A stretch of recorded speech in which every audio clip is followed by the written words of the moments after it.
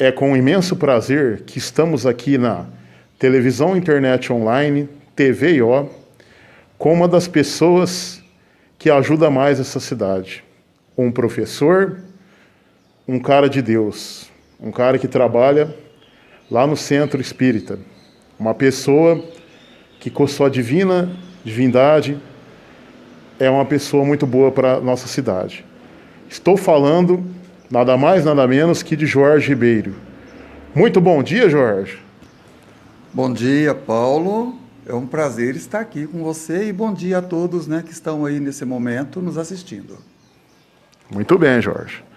Jorge, é com prazer imenso que eu falo para você, né, que a cidade de São Joaquim da Barra precisa de pessoas como você, uma pessoa que ajuda o próximo. E eu fico muito feliz de estar aqui na sua casa e saber que você faz esse trabalho. Jorge, você nasceu aqui mesmo? Não, eu sou natural da cidade de Ituverava, mas com logo 2 anos de idade já estava com a minha família aqui, né? Meus irmãos são tudo mineiro. Meu pai, então, e minha mãe veio de Minas, dessa região de Biraci para cá, veio para a cidade de Ituverava, onde eu nasci. Passado uns 2 anos, veio aqui para a nossa região, aqui para São Joaquim da Barra, e estamos aqui até hoje. Legal. Jorge, você pode falar um pouquinho da sua infância para nós? Paulo, como eu te disse, né, do que nós viemos de Minas.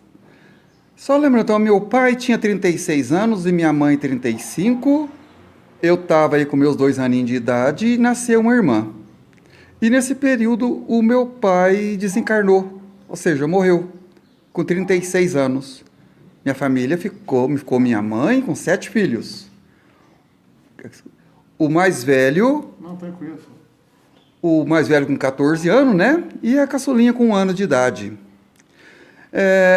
Nós tivemos a ajuda de um grande cidadão joaquinense, o finado Osório Francisco Garcia, que foi fundador da Casa da Mãe Pobre, uma instituição, né? Instituição Bittencourt Sampaio também, do mesmo nome da instituição Bittencourt Sampaio, que é o Centro Espírita, albergue noturno e creche. Aí, nessa época, ele nos acolheu, levou a minha mãe com 7 filhos, né? E nós fomos, então, para a Casa da Mãe Pobre. E lá eu fiquei de 3 anos de idade até 7 anos. É porque o filho mais velho inteirou 18, nós precisamos, então, deixar a Casa da Mãe Pobre, mesmo com 7 filhos, né? E aí, nesse período, com 4 anos até 8, 9 anos, eu frequentei as creches de São Joaquim da Barra, creche pública. E fiz o primário, terminei no Adolfo Rafael Ferreiro, e em seguida, já vai entrando na adolescência, né? Então, a minha infância foi essa de viver na casa da mãe pobre, com a minha família, e viver em creches, onde a gente já conhece os 2 lados, né? Sim, legal. Jorge, o que você pode dizer da palavra família? O que significa família para você? Olha, então eu disse, a minha família, né, 7 irmãos. Eu tenho um irmão muito conhecido aqui em São Joaquim da Barra, o sou Luiz Ribeiro, Luiz lá do tratamento da água. No momento, depois de aposentado, mora lá no Pedro Sidiac, mas ficou muito tempo cuidando do tratamento da água. Ele, muito conhecido e me ajudou muito, fez até o papel de pai, né? Então, por estar ali, uma família... Não era incompleta, mas como a gente não teve pai, né? Assim, o pai desencarnou muito cedo, a minha mãe conseguiu sozinha cuidar e criar os 7 filhos. Então a gente lá era muito um pelo outro.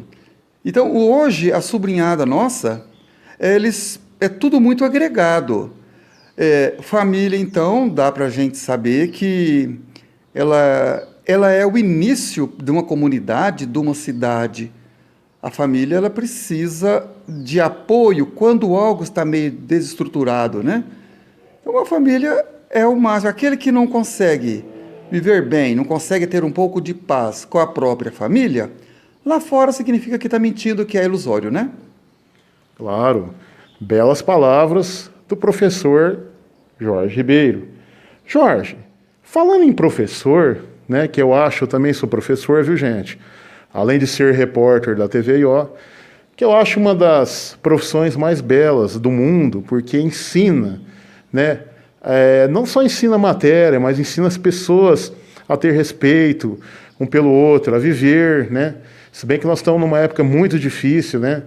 Agora que essa pandemia, todo mundo online, a gente está tendo que se reinventar.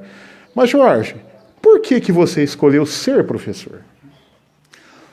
Olha, eu disse lá na adolescência, quando eu terminei a quarta série primária, né, lá antiga, terminei ali no Adolfo Fiel Ferreiro, eu fiquei 2 anos, 3 anos sem estudar, achando que estudar era para filho de gente rica, porque eu morava ali no Jardim Paulista, um bairro muito pobre, e a gente já, com 11 anos, eu já fui trabalhar na roça. Carpir algodão, carpir arroz, panhar algodão, ralhar, tudo quanto é tipo de serviço de roça eu fiz. Aí eu passei, com 13, 14 anos, aí trabalhando já na cidade, uma colega, afinal saudosa, dona Emília, a tia Emília do Cine Mongol, e lá eu fui funcionário, e ela era inspetora da Escola Pedro Badrã. Aonde eu voltei, eu tive ali um apoio, alguém falando, não, você gosta, tudo que você faz, rapidinho você pega o jeito, volta a estudar. Aí foi a época que com 13 anos deu muito trabalho, porque naquela época eu não podia estudar à noite, antes do 14, eu não tinha. Aí eu corri, arrumei um emprego, né, a Timília me ajudou, e eu fui estudar à noite já, desde a 5ª série, lá na Escola Pedro Badrã, e foi aquela dificuldade em certas partes por causa de trabalho. Aí eu terminei até a 8ª série lá no Pedro Badrã e continuei fazendo o colegial lá. Então eu sou técnico mecânico lá na Escola Pedro Badrã, formado lá, né? E lá eu consegui, assim que terminou, houve falta de professores. Como eu tinha muita facilidade com matemática, eu fui convidado em caráter especial para ser professor. E eu gostei muito, então, ali nem tinha ainda, por exemplo, tinha acabado de fazer o 2º grau, né, concluído o 2º grau, e eu já fui, então, ali para substituir.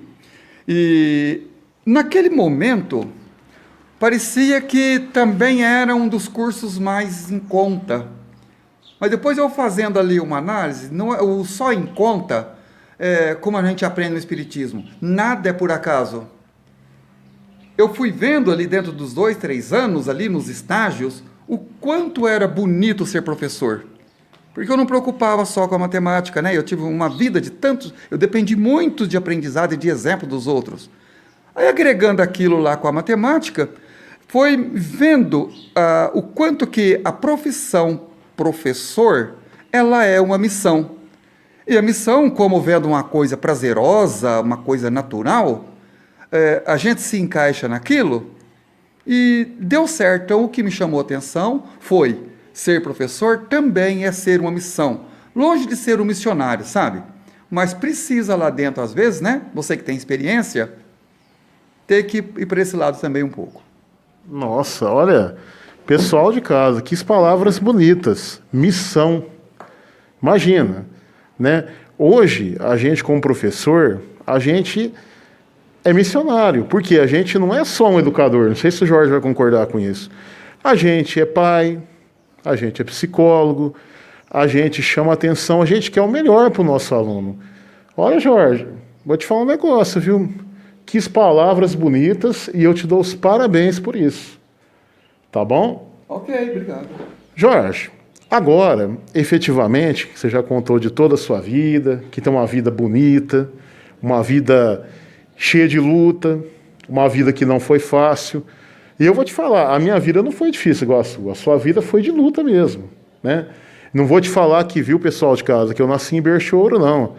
Mas a minha vida foi um pouco mais fácil. A vida do Jorge realmente foi lutada. Jorge, é o seguinte, eu gostaria, como a nossa primeira pergunta da entrevista mesmo, que você contasse um pouco do seu trabalho no Centro Espírita.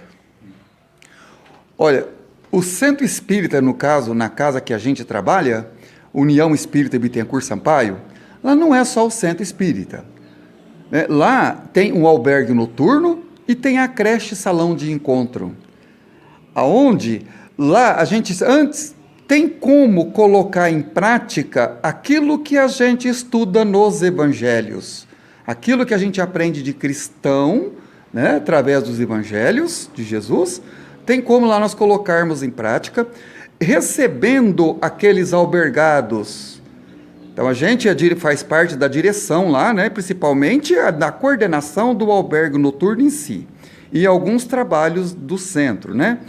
E aí a gente vê as pessoas que chegam lá, não vamos dizer andarindos e mendigos, são pessoas que às vezes, dá um exemplo, uma pessoa de Conceição das Alagoas, ela prepara a sua viaginha de tarde, chega até São Joaquim, passa a noite no albergue e no outro dia de manhã segue para Ribeirão, para o Hospital das Clínicas, para não ficar dependendo lá da prefeitura, porque ela aproveitaria para outras coisas. Então lá tem como a gente lá até realizar culto no lar para aqueles que às vezes aceita falar de Jesus. Então lá tem como colocar em prática, né, dentro do centro espírita, além da religião, o trabalho de ser cristão. Nossa, legal. Essas pessoas que você ajuda, então, não são pessoas que elas ficam permanente no albergue. Elas apenas vão para dormir, vão para tomar um banho e fazer uma refeição, correto, Jorge? Certo.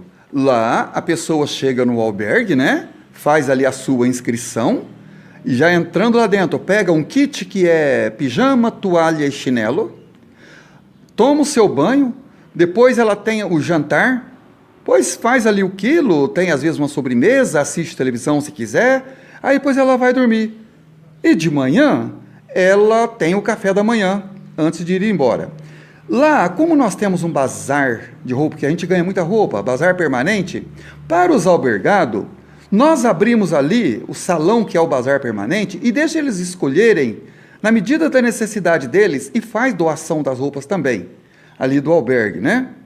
Então essa é uma luta nossa ali, gostosa, prazerosa, de estar ali estendendo a mão. E no momento que o albergue está sendo obrigado a ficar fechado, né? Por causa dessa nossa prevenção aí, e gente, por causa da pandemia, né? Prevenção ali. Nós estamos fazendo diariamente o jantar solidário.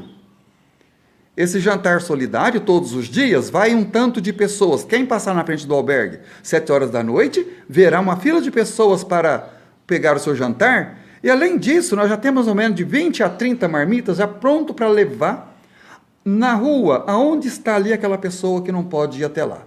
Então, esse jantar solidário, a gente está ali com a ajuda da sociedade, né, uns ou outros, e nós estamos ali, está dando certo esse jantar solidário. Eu queria te perguntar, curiosidade minha, esse jantar solidário que você acabou de falar, é o jantar dançante que vocês falam lá? Não. Jantar dançante é um evento que a gente realiza a cada 3, 4 meses, lá onde se vende os ingressos, né? Faz um jantar, aquele lá é que assim que terminar, se Deus ajudar a pandemia, que puder ter de novo a aglomeração prazerosa, nós vamos organizar praticamente um por mês para repor, né, ali as coisas. E esse jantar solidário é a doação de marmitas, doação de jantares. Então, doa o Marmitex todo dia à tarde. Viu? Então, esse jantar solidário significa gratuito. Muito bem. Pessoal, você que está em casa, assistindo nós, nesse momento aqui na TVO, vamos ajudar o próximo. Você tem sua cama, você tem sua comida, você tem seu carro, você tem sua moto, mas tem muita gente que não tem nada, que não tem nem o que comer, não tem nem o básico, que é o arroz e feijão. Então, vamos fazer igual o professor Jorge, ajudar o próximo, né? Ajudar não custa, né, Jorge? Não custa, e Deus sempre gratifica a gente, né, Jorge?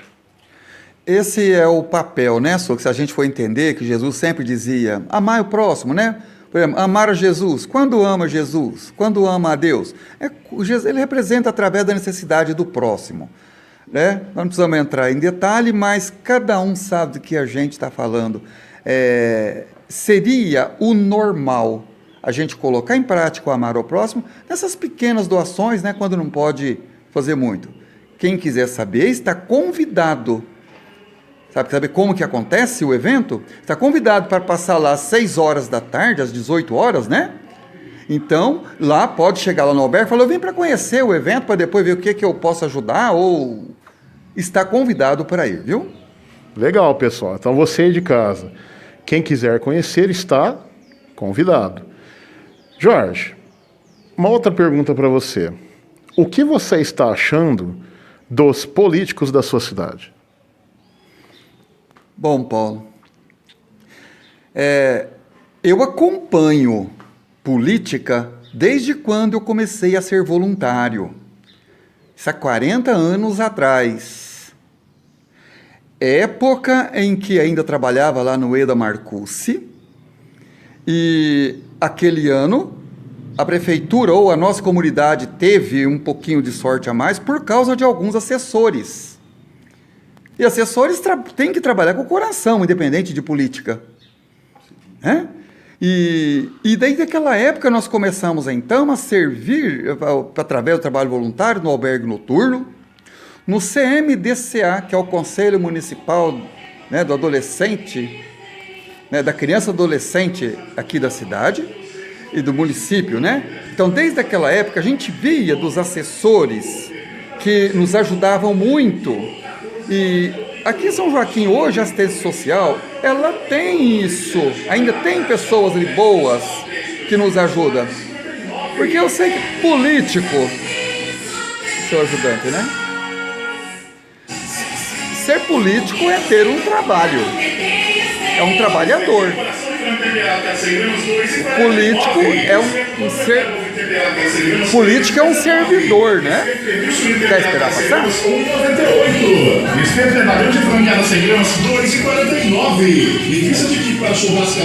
Político é um servidor.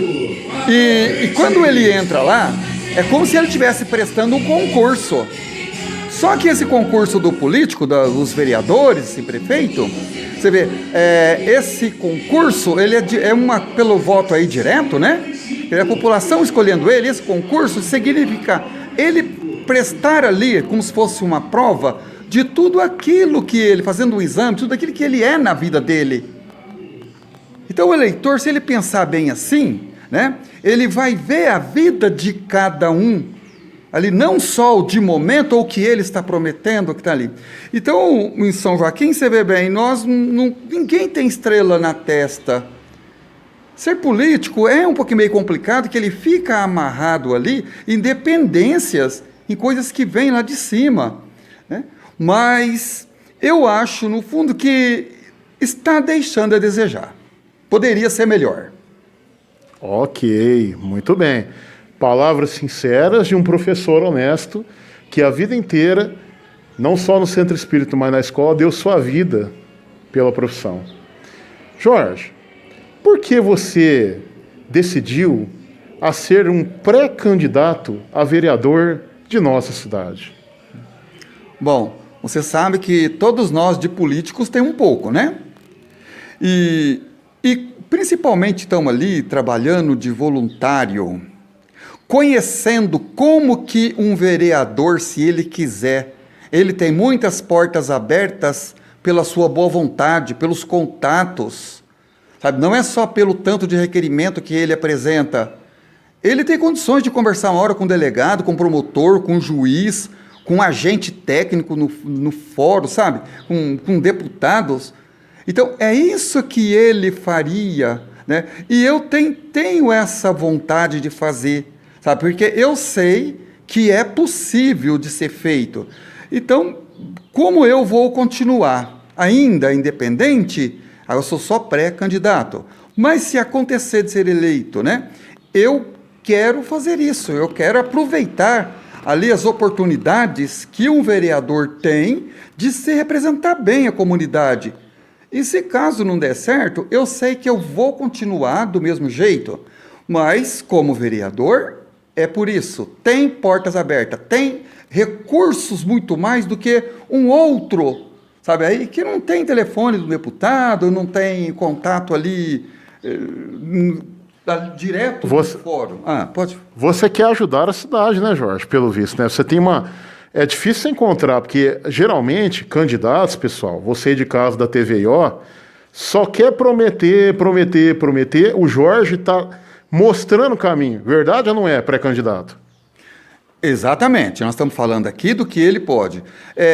Nós não queremos comparar com ninguém agora, porque cada um faz aquilo que está no seu alcance, aquilo que ele tem compreensão, ninguém está lá, porque senão não seria isso, tem uma representação, independente da quantidade de voto, né? Eles estão lá e têm a sua. Não é questão, o que eu vou tentar ser, dando certo de ser candidato e dando certo lá de ser aprovado aí, né?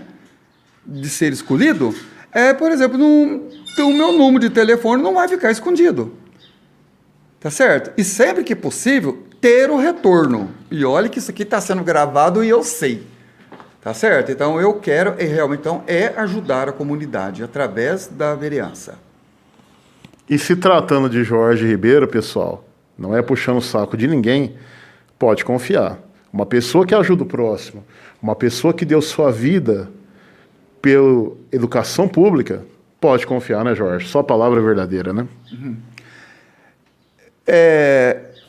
Essa tem que ser provada, né? Eu até hoje, raramente a gente está sendo reprovado. Tem sempre que ninguém é perfeito, né? Coitado. Perfeito só Deus, Jorge. Só Deus. Você vê, Jesus veio aqui perfeito e olha como ele foi crucificado, tanta gente achando que ele não era perfeito, era até pelo contrário, né? Então aqui a gente não sabe que não vai ter perfeição, mas o esforço vai ter bastante, viu? Que a gente sabe que é possível. Fico muito feliz com isso. Jorge, qual partido você ocupa no momento? Você apoiará qual prefeito? Eu sou filiado no PTB já há muitos anos, né? Mais de 20 anos. Desde quando aí um militante nosso, diretor do partido PTB, que era o Solair Deieno, temos contato até hoje como se fosse um mentor, e depois o Pedro Nardelli, né, que eu admiro muito o trabalho dele, admiro como político, como empresário, né, e como pessoa, admiro. E ele será o nosso candidato do PTB. Ah, legal. O Pedro Nardelli vai ser o candidato a prefeito do PTB. Muito bem. Exato. Ele, no momento, é um pré-candidato, sim. Viu? Legal. Jorge, a cidade tem problemas graves, como podemos citar as enchentes. O que o senhor faria, caso seja eleito vereador, para sanar esse problema? Logicamente, né, gente? Quando eu falo o que ele faria em conjunto com outros vereadores, evidentemente, né, pessoal?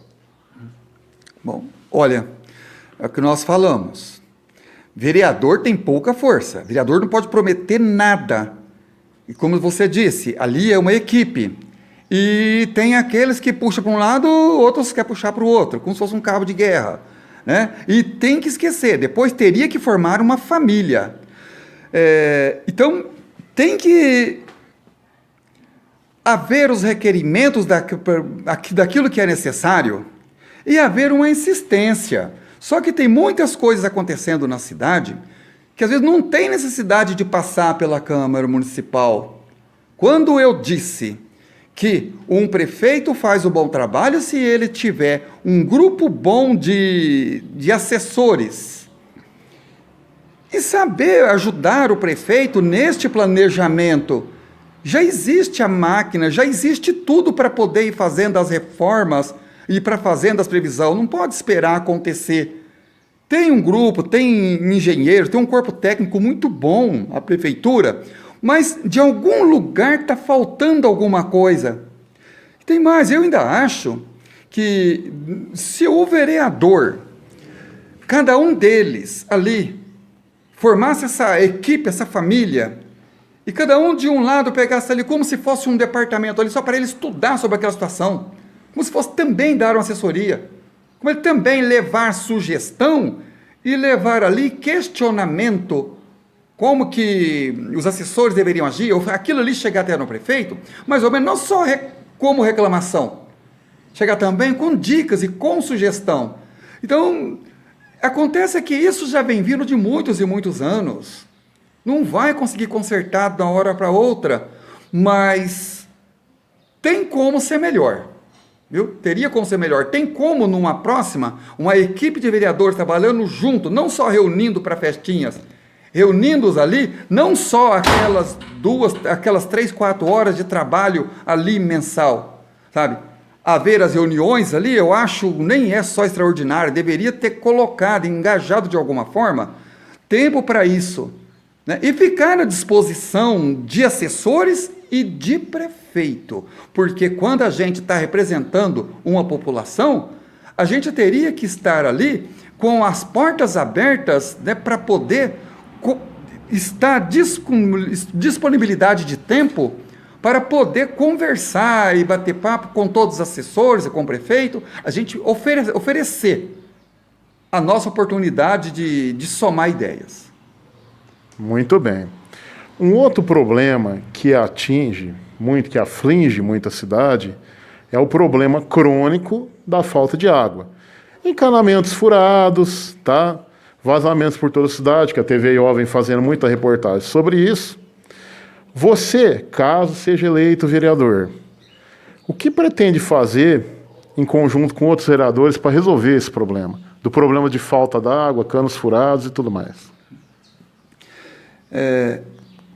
Tem vereador que só escuta de ouvir falar e sabe que existe o problema. Eu comentei com você que, além de sou formado professor de matemática, vocês me conhecem, né? A gente já está até aposentado, por isso que ainda vai sobrar um tempinho. Eu sou mestre de obra de construção civil já há 40 anos. Desde antes de começar o bairro João Paulo II, que ali eu tive a felicidade de ser o encarregado. Então, a gente sabe desta situação.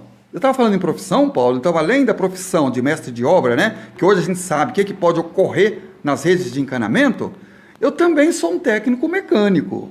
Sou técnico e, além disso, eu sou um perito mecânico, né?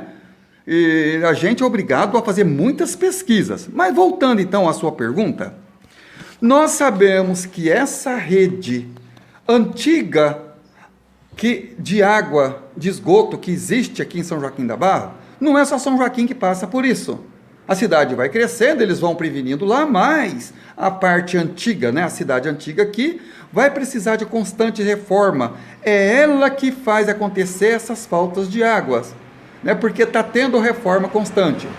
Tem que haver um planejamento, e aquele vereador que tiver conhecimento, pesquisa também, faz as suas pesquisas, para ajudar lá o corpo técnico da prefeitura, porque a única coisa, então, que entraria com requerimentos, estudos e cobrança é de haver não só as reformas daquilo que vem quebrando. É um trabalho constante durante os 4 anos, igualzinho a gente faz com a saúde da gente, está prevenindo a semana inteira, tudo aquilo que você precisa na sua casa, sabe, para manter a paz da família, a paz do lar, a paz dos seus utensílios, tudo aquilo ali que é uma prevenção constante. Então, esta reforma e a prevenção para que não estrague mais, né? Não esperar estragar em certo bairro, já começar a reforma lá, porque já dá para ter ideia do que é que vai estragar a semana que vem e depois.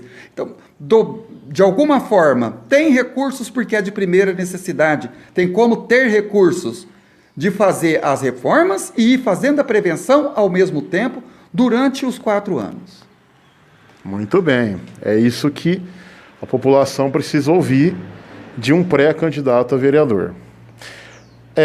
Você acha que a rodoviária de São Joaquim da Barra precisa ser reestruturada? Olha, não é bem reestruturada, né? Ali, porque se for analisar bem, ali tem as reformas já até imediata para fazer. Outro dia vi um amigo, um pré-candidato, né? O Almir falando ali, mas é porque ele vive lá dentro, ele está aí. Nós, quem não conhece, gente, vai mesmo lá, para ver o que está acontecendo com a rodoviária.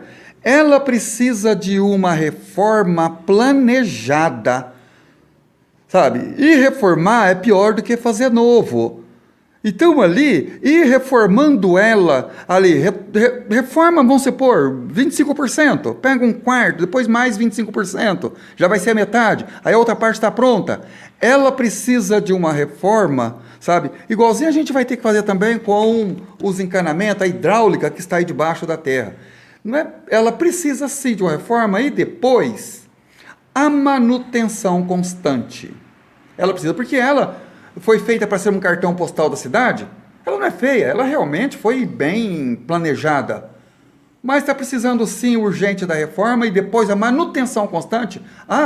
Quando eu estava falando, assessores, pessoas que têm o compromisso de cuidar dela, não vamos falar que são desonestos, mas sabe, fica até difícil, porque não existe pessoa desonesta, existem pessoas ainda aí que a compreensão não chegou o bastante, sabe, o discernimento para ver realmente ali sobre o certo e o errado, o que é o melhor. Precisa desta compreensão. Então eu acho que está faltando lá é isso, um grupo de pessoas mais conscientizada para cuidar dessa reforma que vai ter e depois de pronta a manutenção. Muito bem. Precisa de pessoas, né, Jorge, que tenha consciência, que tenha realmente compromisso com a cidade. Jorge, o que o senhor pensa sobre a UPA de nossa cidade? Olha, você vê que São Joaquim da Barra está de parabéns por ter uma UPA, né? Eu já levei algumas pessoas lá, eu particular não precisei fazer o uso, mas acompanhando uma pessoa ou outra, pessoas da minha família, né? Quando as pessoas vão ali se planejando, né? Porque quando você chega lá, a pessoa já está desmaiada, tem o socorro. Eu acredito que ali não é um caso como a rodoviária, sabe? Ali, quando você fala de reestruturar, significa aquele planejamento ali do assessor da saúde, estudar ali com mais carinho, porque imagina bem, o que é uma UPA, aquele socorro para a saúde das pessoas, o primeiro socorro, né? Tem que ter muito carinho e, principalmente, precisa sim de uma atenção maior, questão da espera, sabe? Porque tem pessoas que ficam ali na espera que está passando muito mal e outros está passando menos mal. Eu só precisava ali de pessoas de mais bom senso para trabalhar. Então aí que vem uma pessoa mais preparada ali, como se fosse o encarregado, como se fosse o gerente de serviços, para que melhorasse. Mas estruturalmente ela está boa, viu? Está até de parabéns, porque outra cidade do mesmo nível nosso não tem uma UPA que nem a nossa. Exatamente. Orlândia, por exemplo, cidade vizinha, não tem uma UPA. Jorge, posso chamar o senhor de senhor ou o senhor de você? Você. Pode chamar de você. Então tá bom, né? Vamos chamar de senhor, porque nós dois somos novos, o nosso câmera é mais novo ainda, né? Então, Jorge, você acha que São Joaquim da Barra poderia ter um AME, né, ambulatório médio de Tuverava? Olha, eu acho que isso está a caminho, porque, vê bem, aqui lá tem AME, mas não tem UPA, e aqui já tem o UPA, está começando de baixo, tem uns postinhos de cada cidade. É necessário, sim, ter um AME em São Joaquim, e sabemos que saúde é colocada em primeiro lugar, só está meio mal distribuído, com aquilo que a gente vem falando, né? Pessoas com idoneidade, pessoas com compromisso com a saúde ali do menos favorecido, que no caso é do AME. Porque precisa, por causa da lotação do AME em Tuverava. Caberia sim mais uma aqui, não simplesmente porque lá tem e aqui não tem, porque a cidade lá é melhor, sabe? Nada de inveja, sabe? Precisa para poder ser um socorro a mais aqui em São Joaquim, porque aqui você vê quantas pessoas das cidades vizinhas vêm para cá e não chega aí para o AME de Tuverava, né? É verdade. E outra coisa, né, pessoal? Sempre que vem, né, um programa desse de saúde, né, que significa, no caso o AME, ambulatório de médicos especialistas, seria muito bom para a cidade, né? Bom, uma outra pergunta, Jorge. Você foi professor do Estado, certo? O que você acha que a prefeitura, tá, podia mudar nas escolas estaduais e municipais? Olha, todos nós sabemos que até o secretário da Educação, né, municipal e o prefeito, eles não têm aquela liberdade, autoridade para ir mudando tudo. Porque tem a Secretaria da Educação em São Paulo, tem o MEC, né, uma porção de coisas. O que a prefeitura pode fazer, em primeiro lugar, quando nós vemos falar aí do programa Um Planejamento, agora há pouco tempo vimos de um pedido do vereador Pedro Nardelli sobre a guarda municipal. Então, independente de uma guarda municipal ali, sabe, essa guarda municipal que abrange as pracinhas, abrange tudo, ela poderia ser de forma não só como existe a ronda escolar, existisse ali como se fosse uma guarda municipal escolar. Guarda, entendeu? Está entendendo? Ou segurança para as escolas. Ali houvesse, então, não aquele ali, aquele agente, aquele ali, um vigia. Houvesse alguém meio treinado. Não tem todos aqueles seguranças que está na festa da soja, que lá pode ocorrer, né, turbulências, coisas diferentes, né? Então, houvesse na escola, principalmente, todos os períodos, mas o período da tarde, onde está a nossa criançada, adolescente, está ali, sondando, não aquele lá que fica olhando no celular, lá, fumando, aquele guarda, né, aquele vigia que fica lá atrás da escola, como a gente já viu, ali com o seu celular, ou também fazendo o que ele tem, do que é do desejo dele, do gosto dele. Mas que ele ficasse, que tivesse um projetinho, um programa. Então, na educação, quando nós começarmos, então, com essa segurança na escola, e aí a polícia não vai ter só a ronda escolar mesmo, ela daria o suporte. Imagina um segurança municipal nas escolas, ele treinado, sabendo o que pode estar acontecendo, que aquele carro parou, com aquela moto, aquele aluno que está saindo, né, ali, ele fica sabendo por dentro, de vez em quando tem a troca, fica mais fácil ele comunicar a ronda escolar. Você está lá dentro, você sabe, Paulo, quando que é chamado uma polícia, né? É quando o trem já estourou o problema, né? Isso. Então, o que eu acho que precisa mudar, o que precisa de apoio da prefeitura, em primeiro plano, é isso, que é questão de ensino. A nossa secretaria, né, aí, de educação, elas estão bem, sabe? O prefeito está bem de escolher as pessoas certas, ou seja, não é certa, pessoas envolvidas, né, com compromisso da educação. Olha, esses dias eu estava na rodoviária, numa reportagem que eu fiz lá, sobre a situação da rodoviária, viu, gente? E eu pedi GCM, que é Guarda Civil Municipal, o que está casando com o que o Jorge está falando. Por quê? O GCM, ele tem condição de ligar para a Ronda, de avisar a Ronda do que está acontecendo, né, Jorge? Para antecipar os fatos. Então, aqui, como o Ribeirão Preto, na minha opinião, eu acho que, não sei se é do Jorge, vou perguntar isso para ele, deveria haver um GCM, Guarda Civil Municipal?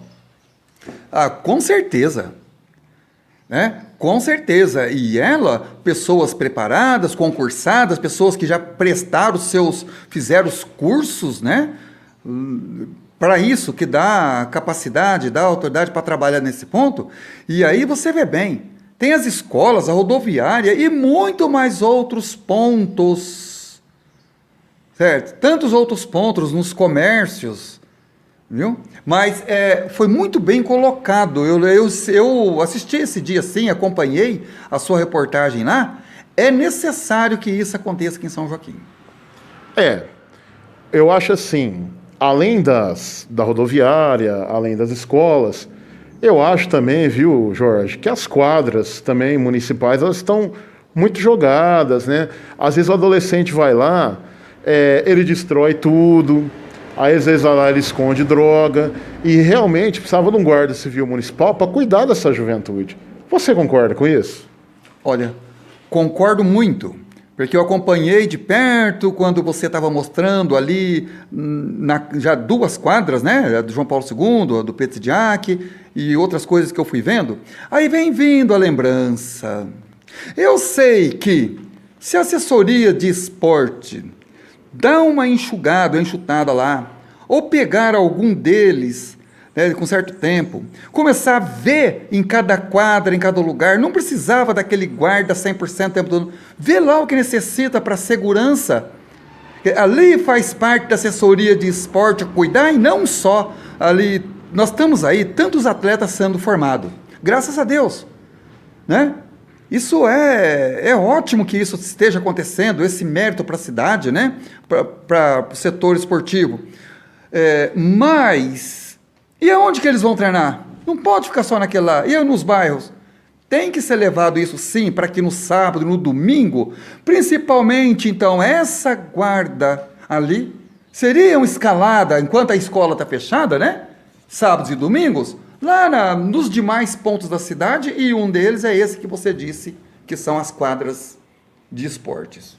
Exatamente, ser escalada para outros lugares da cidade. Lugar que realmente, né, Jorge, igual você acabou de dizer, que precisa de um segurança, alguém que oriente os jovens a não mexer com coisa errada. Ó, se você mexer, você vai ter uma punição, tal. Jorge, tá? Na sua opinião, a prefeitura tem feito a sua parte no combate à Covid-19? Olha, eu tive a oportunidade de levar uma pessoa no hospital campanha, né? Primeiro foi na UPA. E aquele dia lá, conforme conversamos, a pessoa viu a situação dela, passou ela na frente e em seguida fez ali um pequeno diagnóstico, que eu achei estranho ela não ter dado por escrito, né? Que seria um encaminhamento por escrito, não só de falar. E chegou lá, eles socorreram. Eu acho que não está deixando a desejar. Eu acho que a prefeitura está fazendo a parte dela sim. Legal, é bom saber disso, né? Não sei se vocês sabem, mas já fazem muitos domingos em que que os mercados não abrem, né? Pelo um decreto municipal do prefeito, na tentativa de brecar um pouco os casos de São Joaquim da Barra aqui. Certo?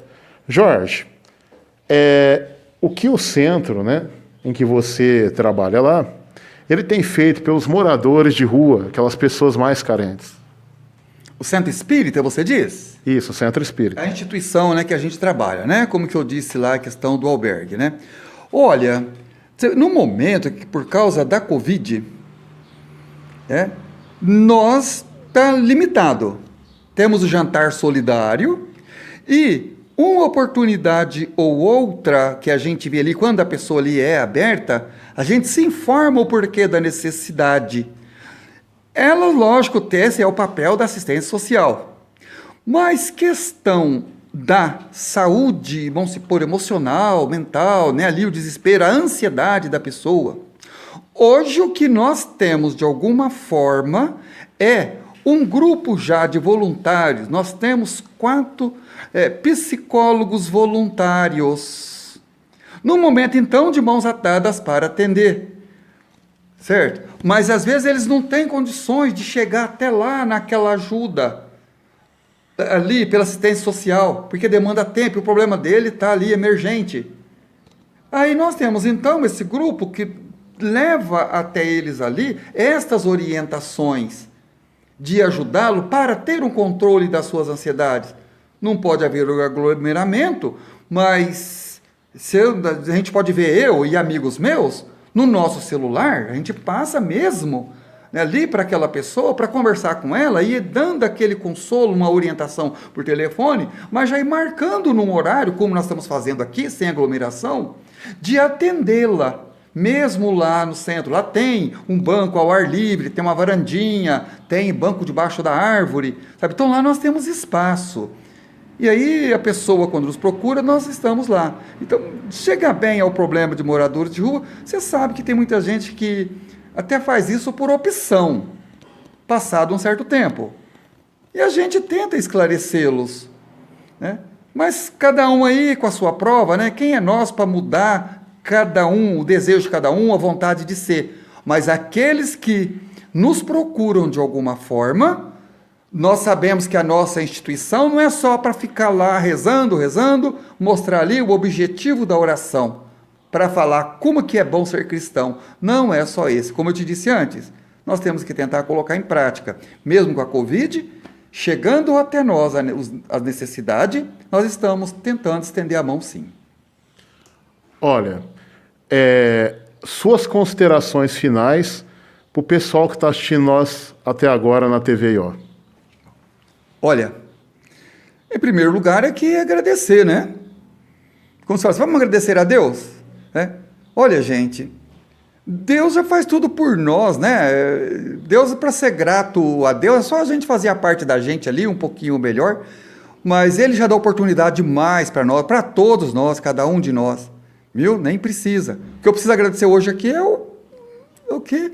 TVIO, depois você me fala até porque esse nome, né, que eu achei interessante, aqui o Bruno e o Paulão, meu amigo, e de tudo que você foi perguntando, já me veio vindo um alerta.